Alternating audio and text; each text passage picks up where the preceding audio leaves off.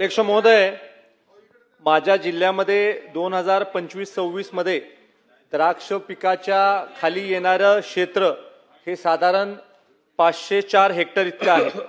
अध्यक्ष महोदय, आता सगळ्या सन्मान्य सदस्यांनी लक्षवेधीच्या द्वारे जो प्रश्न सन्मान्य मंत्री महोदयांना विचारला त्या प्रश्नाच्या अनुषंगाने अध्यक्ष महोदय मला आपल्याला एक आवर्जून आजच्या या चर्चेच्या दरम्यान सांगायचंय की एक करार हा भारत आणि अफगाणिस्तान मध्ये झाला।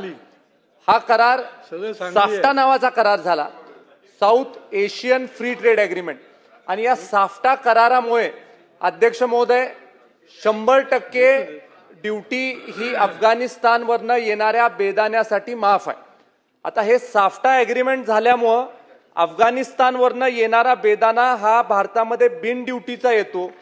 हे काही लोकांना लक्षात आल्यामुळे चायनावरनं मोठ्या प्रमाणावर बेदाणा हा अफगाणिस्तानमध्ये जातो आणि चायनीज बेदाणा अफगाणिस्तानद्वारे भारतामध्ये येतो।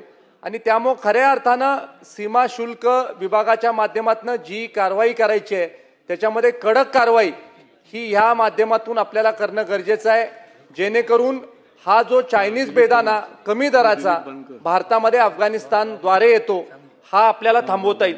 अध्यक्ष महोदय, कृषी विभागाच्या माध्यमातून